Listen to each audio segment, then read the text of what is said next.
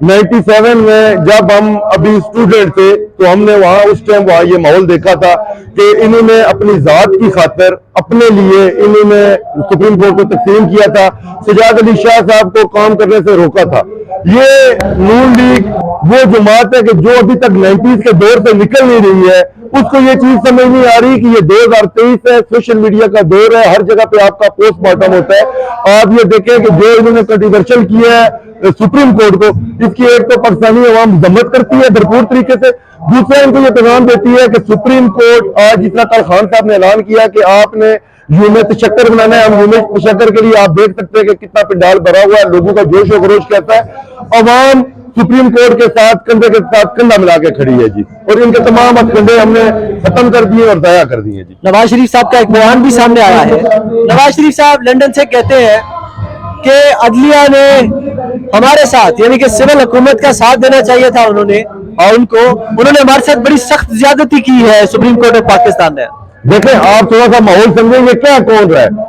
वो आदमी जो मफरूर है अदालतों में से, जो 4 हफ्ते के 50 रुपए के स्टाम्प पेपर पे निकला था कि जी मैं दवाई लेके वापस आऊंगा, और पिछले 4 साल से आ नहीं सका। और बदकिस्मती हमारे मुल्क में रूल ऑफ लॉ की ये सूरत हाल है कि जो बंदा जिसने 50 रुपए के स्टाम्प पेपर पर जमानत दी थी, वो आदमी प्राइम मिनिस्टर बना बैठा हुआ है। 1 साल से 11 महीने हो गए, तकरीबन अभी साल हो जाएगा पूरा, ये अप्रैल में लास्ट 2022 में आए थे। 1 साल में जो भाई की हुकूमत में पाकिस्तान नहीं आ सका, वो हमारे फैसले कैसे कर सकता है। इन्होंने पाकिस्तान की अवाम को बेवकूफ बनाया हुआ है। अब पाकिस्तान की अवाम बेवकूफ नहीं बनेगी, किसी सूरत में नहीं बनेगी। रहनुमा मुस्लिम लीग नून का एक बयान भी सामने आया है। कहते हैं कि पाकिस्तान तहरीक इंसाफ के सीनियर लीडरशिप की हमारे पास और भी मुबैना ऑडियोज पड़ी हुई है और वक्त आने पर उसे पब्लिश किया जाएगा, क्या कहेंगे? देखिए भाईजान, ऑडियो का जहां तक चक्कर है और वीडियो का आपको कितनी चाहिए हम बना सकते हैं। आजकल हर बंदा पढ़ा लिखा है, वो बैठ के ऐसी वेब आए हुए हैं, वो जो है वो आप परचेज करें और खुद बना के ले आए। अगर ऑडियो और वीडियो से मुल्क नहीं चलते। आज सबसे बड़ा जो अलमिया है वो ये है कि अगर ये 11 महीनों में डिलीवर करते, अवाम आटे की लाइन आज से 1 साल पहले इस टाइम ये हालात है कि आपके आईडी कार्ड पे 10 लाख रुपए इलाज के लिए पड़ा हुआ था, आपके लिए एहसास परवान था, आपको इज्जत के साथ बैंक में बिठा कर पैसे मिलते थे और लोग पोषाना अंदाज से अपना गुजारा करते थे। इन्होंने आटे के 10 किलो के थैले से आप सफर देखें कि जो सफर 10 लाख से शुरू हुआ था गरीब आदमी का, वो 10 किलो के खाली फ्री आटे पे वो भी नहीं मिलता है और वो खाने के काबिल नहीं है। अगर आप देखें वहां तक है, ये तो उनकी कारकर्दगी है। ये किस तरीके से कह सकते हैं कि हम पाकिस्तान के हक में या पाकिस्तान की अवाम हमारे साथ चलेगी? पाकिस्तान की अवाम जान चुकी है कि ये लुटेरे, ये डाकू सिर्फ अपनी जात के लिए चलते हैं। जो अपने बच्चों का कहता था कि ये मरियम नवाज का बयान था कि ये मेरे भाइयों के ऊपर पाकिस्तान का कानून लागू नहीं होता, वो भाई जाके हमारे टैक्स के पैसे से उठ के आगे जाके अपने जो है ना वो प्रोटोकॉल को अचीव कर रहे हैं, लेकिन वो उनके ऊपर कानून इंप्लीमेंट नहीं होता। ये बुरे तरीके से एक्सपोज हो चुके हैं और ये खान साहब ने इनको बंद गली में ले आए। अब ये देखें कि इनका इंशाल्लाह 4 अप्रैल जिस तरीके से भट्टो की बरसी बनाई जाती थी, अब 4 अप्रैल को पीडीएम की बरसी बनाया जाएगी इंशाल्लाह। क्या देखते हैं सुप्रीम कोर्ट ऑफ पाकिस्तान की जानिब से जो फैसला जारी किया गया है, इसके मुताबिक सूबाई इलेक्शन होंगे या ये मामला जनरल इलेक्शन की तरफ जा रहे हैं? देखो जी, जो हम एक स्टूडेंट, जो लॉ के स्टूडेंट है, जो हमने पढ़ा है, जो फैसला मैंने पढ़ा है, उसमें तो एक चीज नजर आती है कि सुप्रीम कोर्ट का 100% फोकस है कि इलेक्शन होने चाहिए। लेकिन हमारी भी ये डिमांड है कि मुल्क में जनरल इलेक्शन होने चाहिए। ये असेंबलियों तहलील करें, आप बयान सुने मरियम नवाज से लेके एहसन इकबाल, उसके बाद मरियम औरंगजेब, जितने भी लीडरशिप है, उन्होंने कहा कि आप केपीके और पंजाब की असेंबली डिसॉल्व करें और हम इलेक्शन की अनाउंस बैठ के कर लेते हैं। अब असेंबली तहलील हुए 2 महीने हो चुके हैं, तीसरा महीना जा रहा है, 14 अप्रैल को 3 महीने हो जाएंगे। ये अब पछता रहे हैं, इनको समझ नहीं, क्योंकि ये समझते थे कि जिस तरीके से ये इक़्तिदार के साथ चिपके रहते हैं और पाकिस्तान का जो पैसा लूट के बाहर लेके जाते हैं, इमरान खान भी इसी तरीके से इक़्तिदार के साथ चिपका रहेगा। इमरान खान साहब ने साबित किया हर जगह पे खड़े होकर कि हम पाकिस्तान की अवाम के मुताबिक फैसले होंगे, जैसी पाकिस्तान की अवाम सोचेगी। अब हम तो यही चाहते हैं कि भाई वो इलेक्शन करवाए। अगर वो जनरल इलेक्शन नहीं करवाते तो ये 2 असेंबलियों में करवाए, दूध का दूध और पानी का पानी हो जाएगा।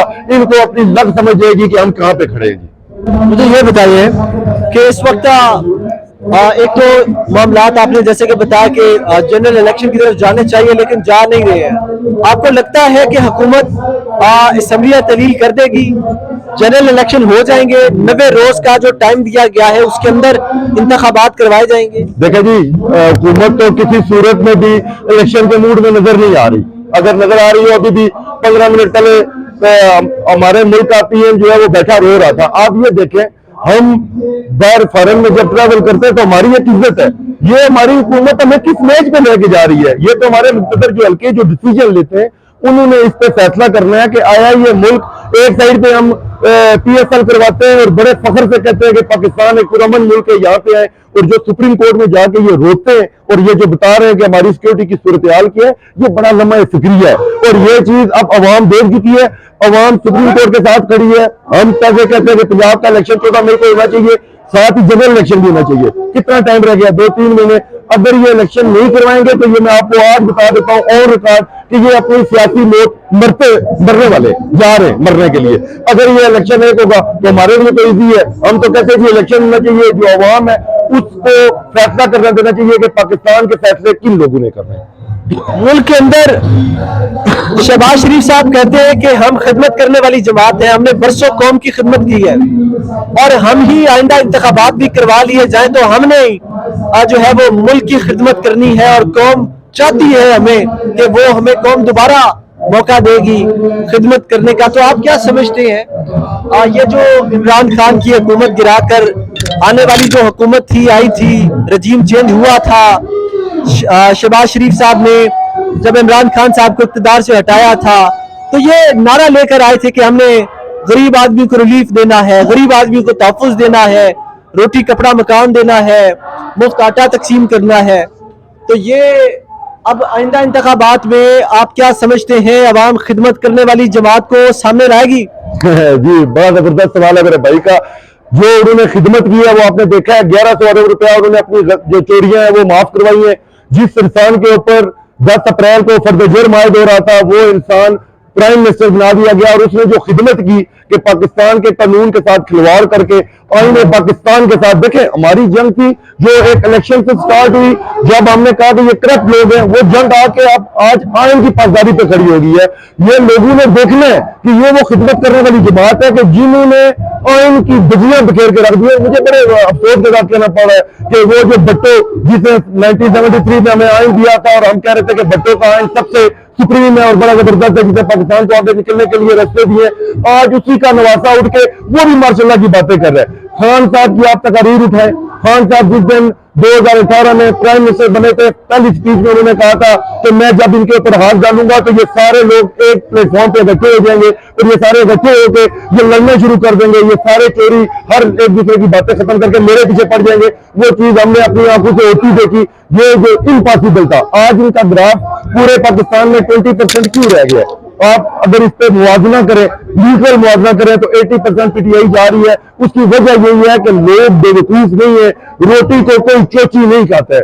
हर आदमी जो रोटी खाता है उसको ये पता है कि ये लोग अपने मफाद के लिए, जब ये खिदमतों का दौर था तो इन्होंने बारियां लगाई हुई थी, लेकिन जब ये उनको जब तीसरी पार्टी इमरान खान साहब की शक्ल में जब एक लीडर आया, उसने नौजवानों को बताया, उसने एक वे बताया, एक विजन दिया, जब हम लोग निकले तो हमें पता चला कि ये लोग तो सिर्फ अपनी जात के, ये वाकई बड़ी आवाम की खिदमत करते हैं, ये सिर्फ अपनी खिदमत करते हैं। इन्होंने खिदमत की है अपनी सलमान शरीफ की, इन्होंने हमजा शहबाज की, उसके बाद नवाज शरीफ, इन लोगों की खिदमत की है जिनकी कोई क्राइटेरिया नहीं है, जिन्होंने एक दिन काम नहीं किया और वो जो लोग वो उठ के आज हमारे फैसले करने वाले बैठे हुए हैं। और वो मरियम नानी जिस वो बड़ा जबरदस्त एक आज मैं ट्वीट देख रहा था फयाज हसन चौहान साहब का कि जिन्होंने 25 से 55 तक कभी बात नहीं मानी, तो जो लोग अपने घर के फैसले नहीं कर सकते वो पाकिस्तान के फैसले कैसे कर सकते? और अवाम ने इनके बुरे तरीके से मुस्तरद कर दिया है। हम चीज जैसे उमर अता बलियाल साहब का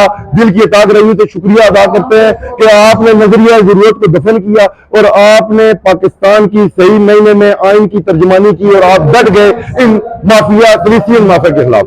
बिलावल भुट्टो ने ये जो बात की कि मामलात मार्शल लॉ की तरफ जा रहे हैं, ये क्यों की, किस नजरिए से की, क्या लगता है आपको? देखो जी, ये डराया जा रहा है। बेसिकली मार्शल लॉ तब लगते थे हम इतने वो तारीख के स्टूडेंट होते हुए हमें एक चीज का पता है कि मार्शल तब लगता था जब पैसे पड़े होते थे। उनको पता था कि आज आके हम मामला चला सकते हैं। आज तो इन्होंने मुल्क का बेड़ा गर्क कर दिया है। ये अपने केस खत्म करवाने आए थे, वो खत्म करवा चुके हैं। मैच से ये छूट चुके हैं, एफआईए से ये छूट चुके हैं। जो 100/10% कंफर्म जो इनके खिलाफ जो केसेस का फैसला था वो इनके खिलाफ आना था। जो लोग हार्ट अटैक से 3 लोग मर गए। पाकिस्तानी अवाम अब बिल्कुल भी जिंदीदारी नहीं है कि जो इनकी बातों के ऊपर अमीर कहते हुए चलेगी। इनको पता चल गया ये अगले 30 से 40 साल के लिए सियासत में से फारिग हो गए, आउट हो गए। इनका कोई मुस्तकबिल नहीं है पाकिस्तान की सियासत में।